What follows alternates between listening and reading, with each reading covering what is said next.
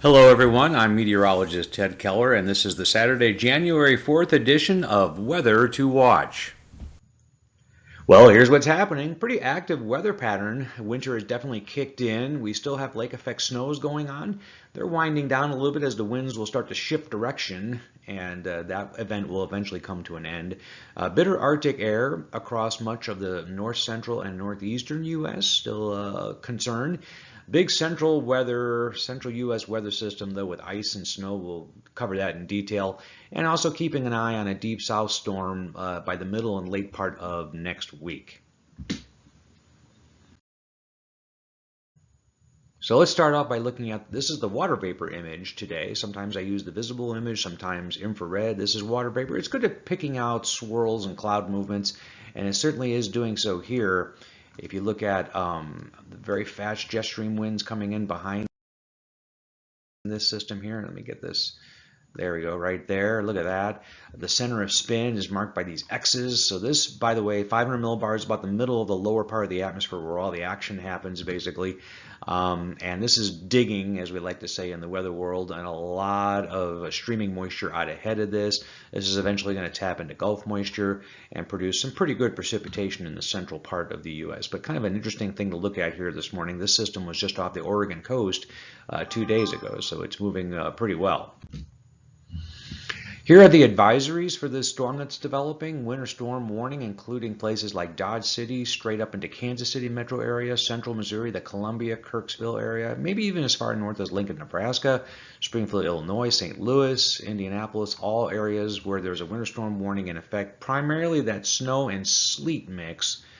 And then we have this ice storm warning. Now I'm in Springfield right here, so we've got a little bit of ice accumulation possible with this system, but an ice storm warning just east of Springfield on over to the, well, just north of Paducah and just south of Evansville, at least according to the warning profile. That's where we can expect the ice to be at its most significant. Still have lake effect snows, very distinctive when you look at them on radar. They just have this very thin look to them right there. There's one right there.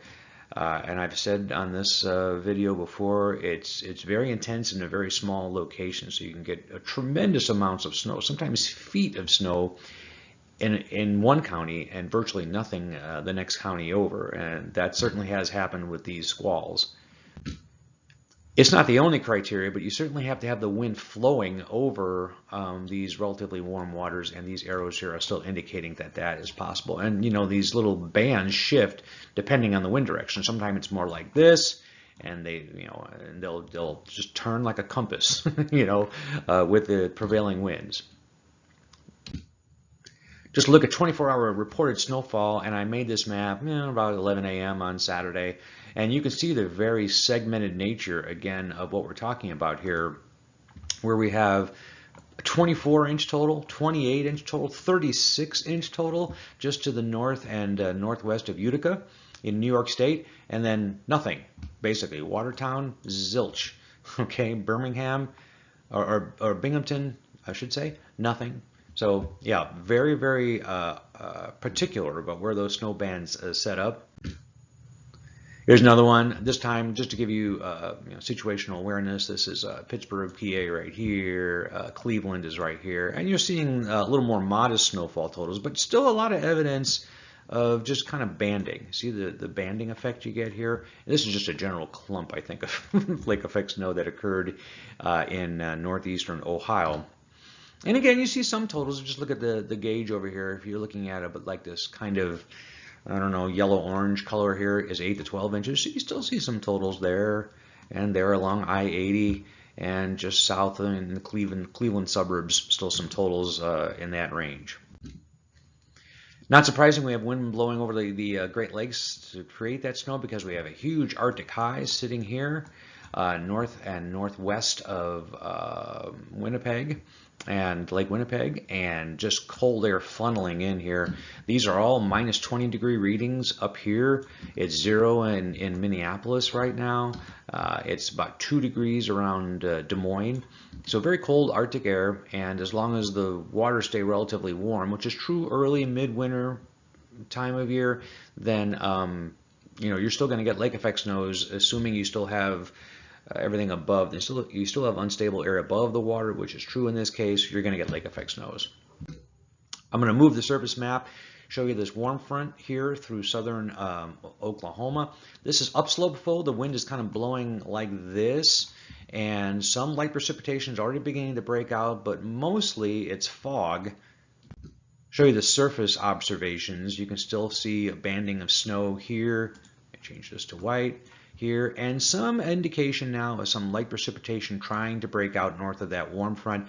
Basically what's happening there is the front acts as the surface intersection, and then the lift occurs sort of along the slope of the front. That's why you get these bands that are oriented along the warm front, but not where the warm front is. It's aloft. And also for that reason, this tends to be pretty light. All these fog reports, very, very reflective of upslope flow that happens when the winds are actually blowing up the gradual increase in elevation as you go across Kansas and into Colorado. So let's get to it. Here's the GFS precipitation type forecast. This is 6 p.m. tonight. Still seeing this precipitation breaking out in the form of all the winter players through north of Springfield and to Kansas City. Ice, a little bit of light ice developing there with snow on its northern cap. This really hasn't kicked in yet, but if you go to 6 a.m. Sunday, that's when things get kind of interesting with the snow really kicking in. The most accumulating snow is back just to the north and northwest of the surface low right here. And that's really what's going to cause, I'm going to show you the forecast of snow totals here in a minute. This is sleet, and what's interesting about sleet is it accumulates differently than snow, and getting the difference between sleet and snow is looking at some microphysics and some details in the upper part of the atmosphere, which we may not have as much detail on. So that's why a snow accumulation becomes a little dicey when you're talking about sleet-snow mix.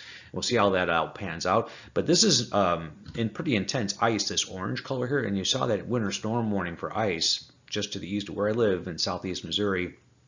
And that's going to be a deal with maybe a third to a half inch of ice accumulation in some areas, pretty intense.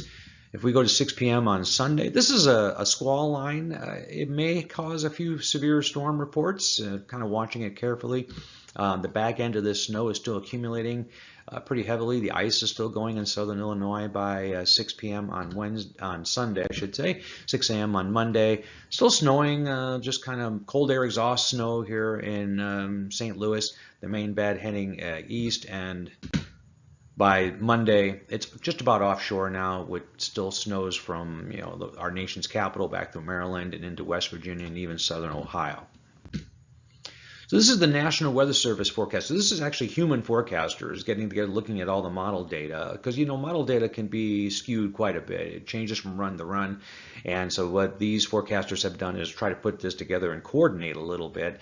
So you can definitely see the band of heavy snow from central and northern Kansas, just about due east through northern and central Missouri into Illinois. So these right here are the highest snow totals. We're talking about close to about a foot of snow in some of these patches of areas here. St. Joe, in this particular case, seemingly getting the worst of it. Kansas City, about 8.5 inches, and then diminishing as you go to the south. And then this here is just a continuation. Now this is only 48 hours. This is only going to take us through Monday morning.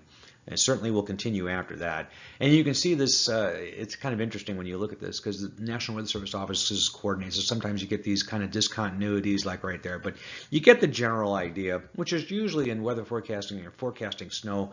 General idea is really what you should be looking at anyway. What's the practical difference between 8 inches of snow and 12 inches of snow? Not that much. The fact that you're in the middle of the heaviest snow band is probably the most important factor.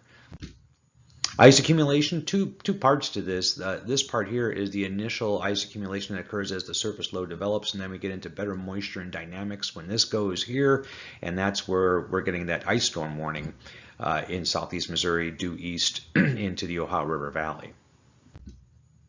It's cold, obviously. The brunt of the cold, this isn't necessarily the low temperature forecast map, but these are temperatures at 6 a.m. on Wednesday morning when I think we'll reach our rock bottom on cold. Still, the brunt of it is in Canada, but a chunk of it, this high pressure area, is going to be sitting here.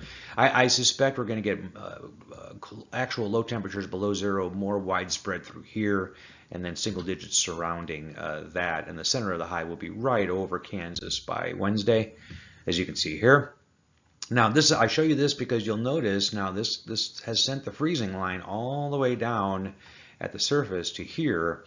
So you're starting to see some precipitation breakout with a upper level cutoff low here, and just basically air overrunning this warmer air overrunning this colder air essentially. So this is noon on Wednesday, lighter precipitation, but then on noon Thursday, we're seeing this thing kick in a little bit. This is way out in the future, so take it with a grain of salt. And I would note that there's this more widespread snow north and west of this weather system than was previously indicated. That has impacts on where I live again, which is right here.